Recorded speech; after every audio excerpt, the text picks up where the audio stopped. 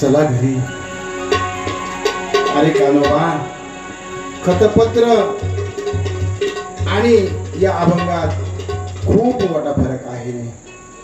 खतपत्रामध्ये आशा होती, आसक्ती होती.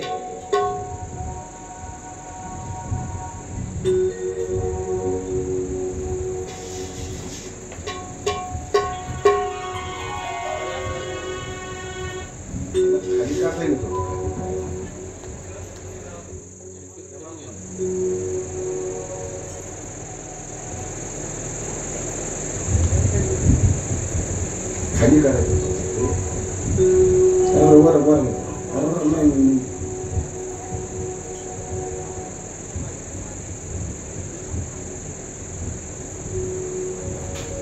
आणि अभंगामध्ये काय आहे? भगवंत आहे. तेच त्यांनी माझ्या हातून लिहायला सांगितलं होतं.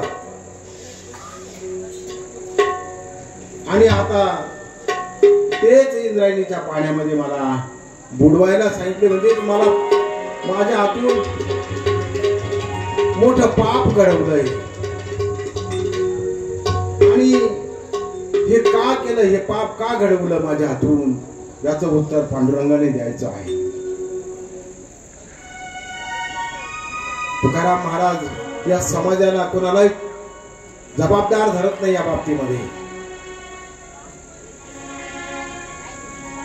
याचं उत्तर मिळेपर्यंत मी हे स्थान सोडणार नाही. माझा निर्धार आहे. मला उत्तर मिळेपर्यंत अन्नाचा त्याग आहे. महादाजी पंत म्हणाले, महाराज आपण न्याय पालन केलं, त्या पालनासाठी जीवन संचित आयुष्यभराचं सृजन इंद्रायणीला अर्पण केलं आहे.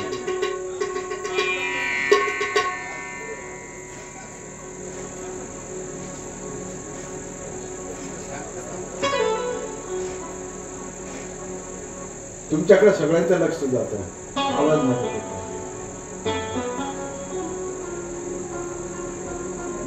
आता इथं बसून काय उपयोग? आपली भावना, आपलं दुःख मी जाणतो, पण भगवंत यातूनही आपल्याला मार्गदर्शन करणार आहे. विश्वास तो करी स्वामीवरी सत्ता, सकळ भोगिता होय त्याची. विश्वास तसा पाहिजे. आवडीचा विश्वास होता.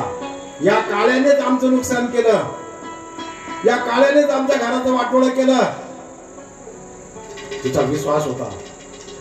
शिव्या देत होती, बोलत होती, परंतु विश्वास होता. देव आहेच नक्की, हेच आपल्याला ध्यानात आलं. महादाजी पंत म्हणाले, महाराज आपण न्याय पालन केले, आता घरी चला. आता तुमचं दुःख मी जाणतो, तुमच्या भावनाही जाणतो. संताजी म्हणाले, सगळे त्यांना समजायचा प्रयत्न करतायत, परंतु तुकाराम महाराज कसे आहेत? संताजी महाराज म्हणतात, सख्या अरे मित्र आहे त्यांचा. किती सोसलं तू, किती संकट झेलले तुझ्या आयुष्यामध्ये. तुझ्या आयुष्यात काय सुख आहे? मी तुझ्या बरोबर बालपणापासून आहे. तुझ्यावर सतत अन्यायच होत राहिलेला आहे, परंतु तुझं मन मोठं आहे म्हणून तू सहन करतो आहेस. दुसरा या ठिकाणी टिकला नसता. चला आता घरी चल. तुकाराम महाराज म्हणतात, माझा पक्का निर्धार आहे आणि तो कधी ढळणार नाही. माझा प्रश्न हा गोपाल कृष्णाला आहे. माझा समाधान झाल्याशिवाय मी इथून निघणार नाही. देह जाऊ अथवा राहू, पांडुरंगी दृढ राहू. चरण न सोडी सर्वथा, आण तुझी पंढरीनाथा. वदनी तुझी मंगल नाम, हृदय अखंडित प्रेम. अशा प्रकारचा पक्का निश्चय आहे. जरी हे आकाश वर पडो पाहे, वडवा नळभंगा जाये. काय भंगास महाराजांची भाषा आहे. आकाश जरी पडलं कोसळलं, वडवा नळ जरी उद्भवला, तरी मी तुझीच वाट पाहेगा विठोबा. मी दुसऱ्यांची वाट पाहणार नाही.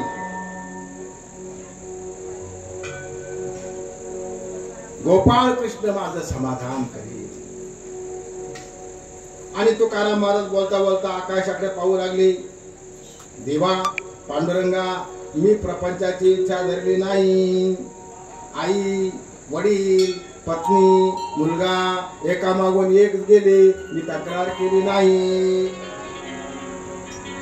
धन गेलं, आबरू गेली, या जगात माझं राहिलंच काय. आणि हे जे अभंग आहे हे तुझ्या प्रेरणेनेच तू सांगितले ना. नामदेवरायांना बरोबर आणलं आणि जागा करून मला सांगितलं का हे अभंग लिहा. आणि म्हणून तर मी केलं होतं. आणि पुन्हा तू माझ्याकडून पाप करून घेतलं बुडवण्याचं. का केलं हे? का?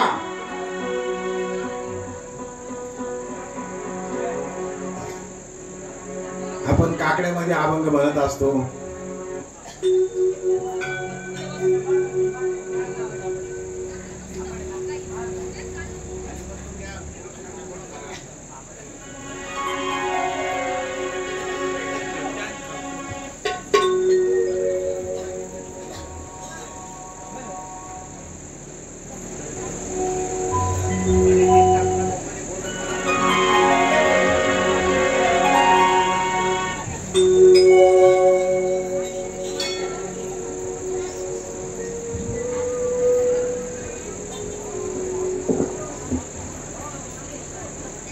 जय हनुमान. वाह,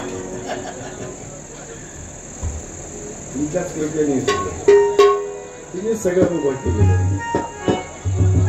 परंतु तुकाराम महाराज काय म्हणतात? का गा केविलवाना केलो दिनाचा दीन, काय तुझी हीन शक्ती झाली से दिसे. लाज वाटे मला तुझा म्हणविता दास, गोडी नाही रस बोलिलिया सारिके. अरे आम्हाला लाज वाटायला लागली तुझा भक्त बनायला. तू एवढा मोठा अनंत कोटी ब्रह्मांडाचा नायक आहे आणि आम्ही तुझे भक्त असताना आमची अशी दशा, आमच्यावर असा प्रसंग यावा.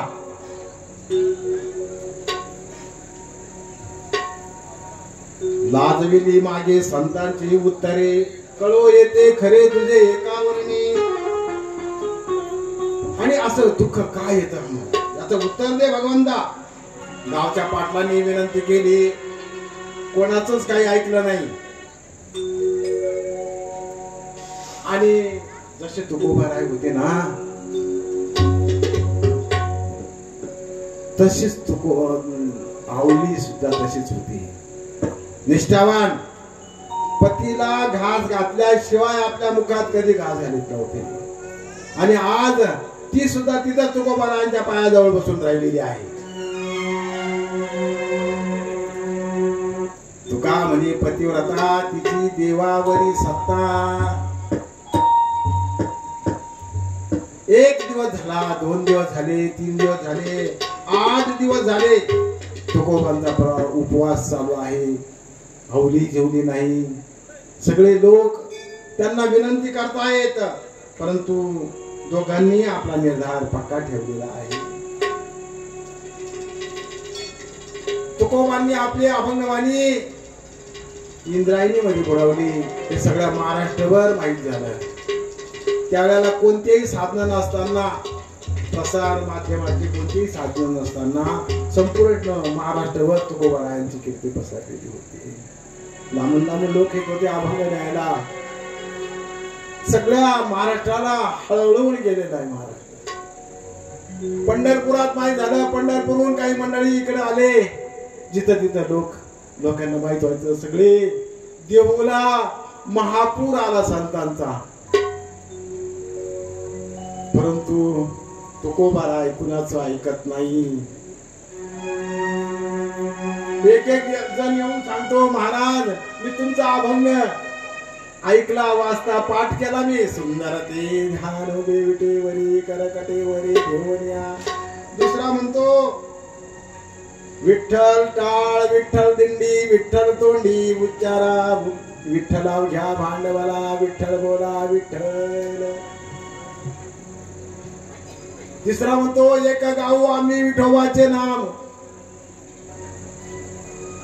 गोड तुझे रूप गोड तुझे नाम. अनेक प्रकारचे सगळे एक एक जण येऊन त्याचा तुकोबारायांना सांगतो, मी या अभंग पाठ केले तुमचे. तुकोबाराय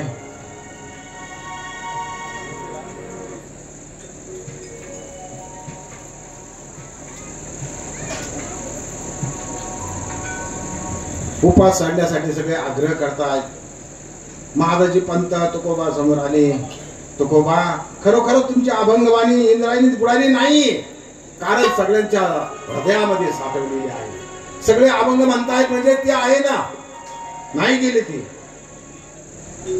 तुकोबांचा उपवास आता अभंगवाणीमध्ये, अभंगवाणी चिरंजीव आहे, शाश्वत आहे. आता एक संबंध जोडला जाऊ शकतो, एक तुका आणि दुसरा राम.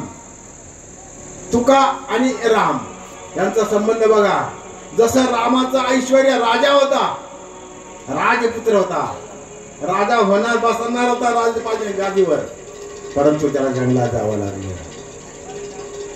तुकोबारायांचं ऐश्वर्य काही कमी नव्हतं, राजेशाहीच होती त्यांची जवळजवळ, परंतु त्यांना सुद्धा एक अन्न करता फार किती अवघड आहे हो. बाळ मेलं, मुलगा मेला, एवढं सहन केलं. आणि शेवट फार अभंग सुद्धा, जी आयुष्यभराची कमाई होती ते सुद्धा.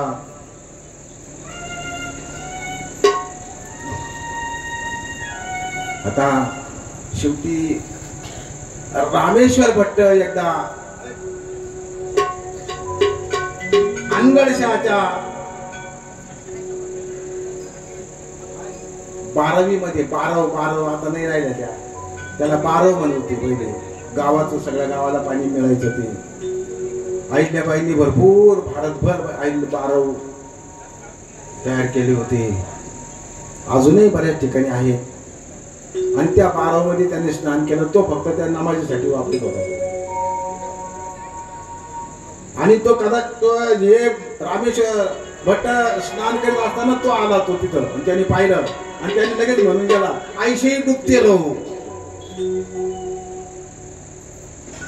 आता रामेश्वर भट्ट स्नान झालं, निघाल्यावर त्यांच्या अंगाचा दाह व्हायला, पाण्यात गेल्यानंतर दाह थांबायचा. दुसऱ्या ठिकाणी नागनाथ डोह असं नाव दिलेलं आहे, त्याच्यात स्नान केलं असं झालं सांगितलेलं आहे. आणि तरी त्यांचं सुद्धा तिथं सुद्धा तेच झालेलं आहे, त्यांचं अंगाचा भयंकर दाह होऊ लागलेला आहे.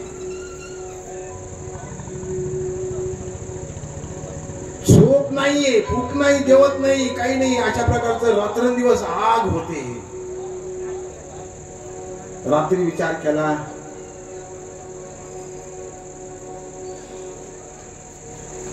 तुम्ही तिकडे मंदिरात जाऊन करा ना, किंवा इथं करायचं असलं तर बोलूच नका.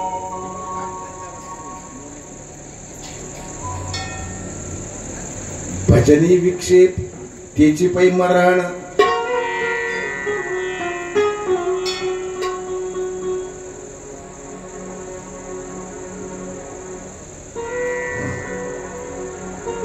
त्यांना इच्छा झाली, रामेश्वरांना इच्छा झाली, आपण आता ज्ञानेश्वर माऊलीच्या दर्शनाला जाऊया.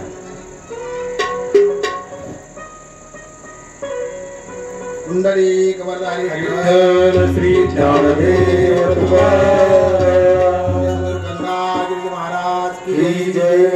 श्री सद्गुरु नारायण गिरी महाराज की जय. बजरंग बली हनुमान की जय.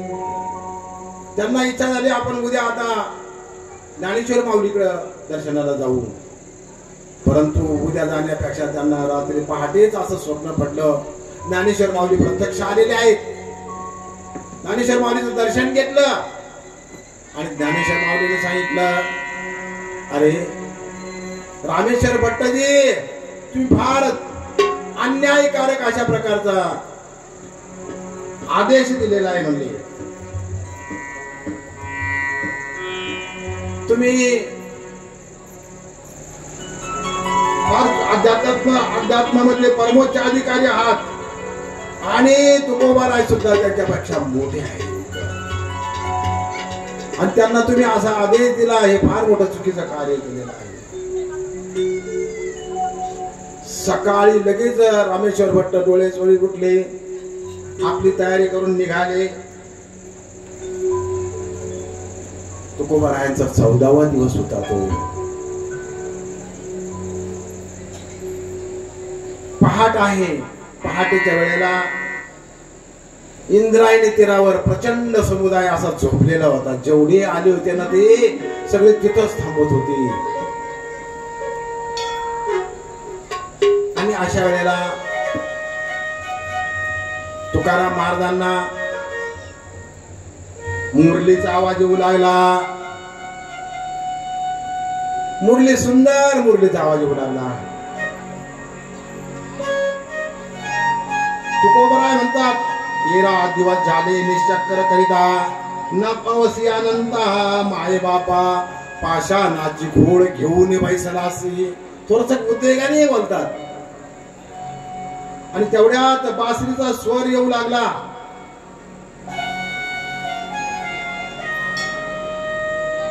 म्हणून तुकोबाराने डोळे उघडले, पाहिलं सुंदर बालक, असं 7-8 वर्षाचा बालक आणि समोर बासरी वाजवताना दिसला. कोण होता तो? गोपाल कृष्ण. तू कृष्ण आहे का?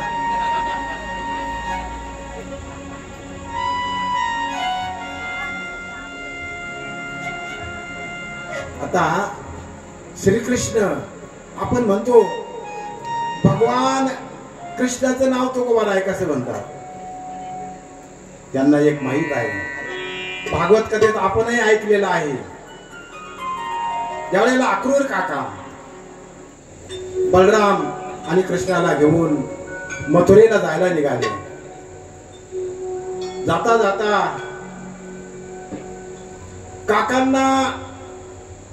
अक्रूर काकांना असं वाटायला लागलं, अरे हे गोकुळातले लोक किती प्रेमाने, किती रडतायत भगवंतासाठी आणि आपण फार मोठं पाप करतोय असं वाटतं.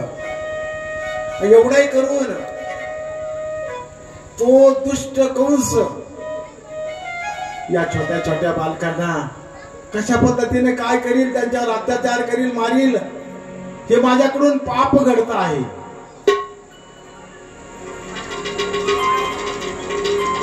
अशा प्रकारची भावना अक्रूर काकांच्या मनात आली.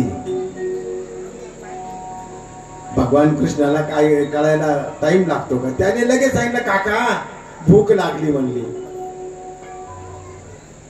नाटक करायला तो नंबर 1 येतो, नाटकीच येतो. भूक लागली म्हटली. आता अक्रूर काका म्हणतात, अरे आताच घरून निघालो, लगेच भूकही लागली. बरं मॅडम ठीक आहे म्हणले. फळं दिले त्यांना आणि मी स्नान करतो म्हणले. यमुनेच्या पाण्यामध्ये गेले आणि त्यांनी डुबकी मारली. डुबकी मारली तर त्यांना त्या पाण्यामध्ये काय दिसलं?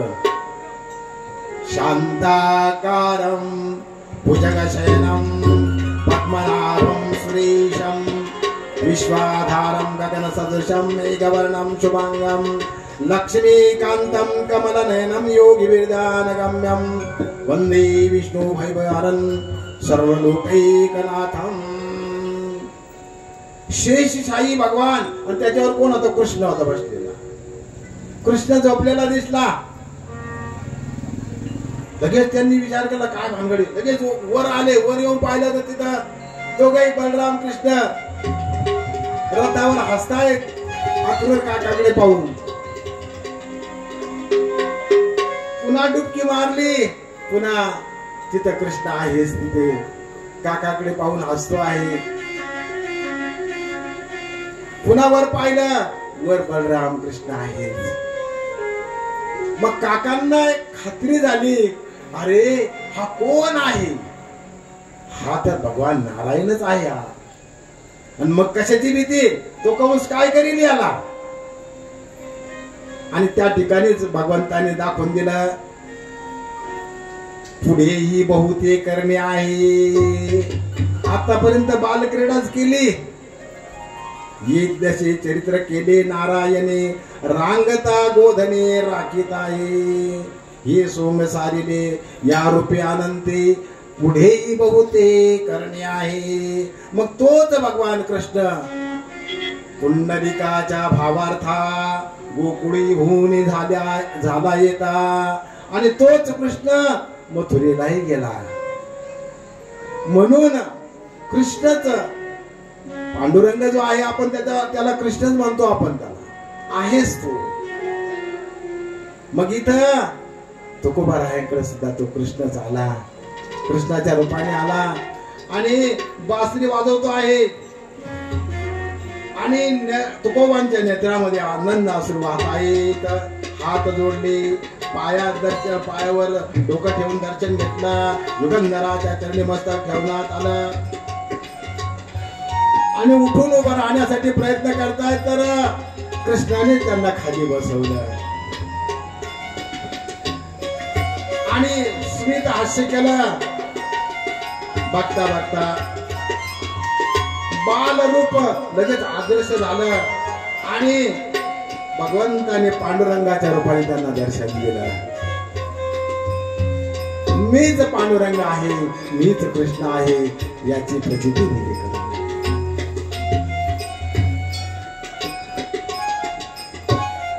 प्रेमाने जवळ घेतलं आणि एक क्षणात पुन्हा अंतर्धानही झाले. येत झालं आणि तुकोबाराय आनंदाने भजन करायला लागले.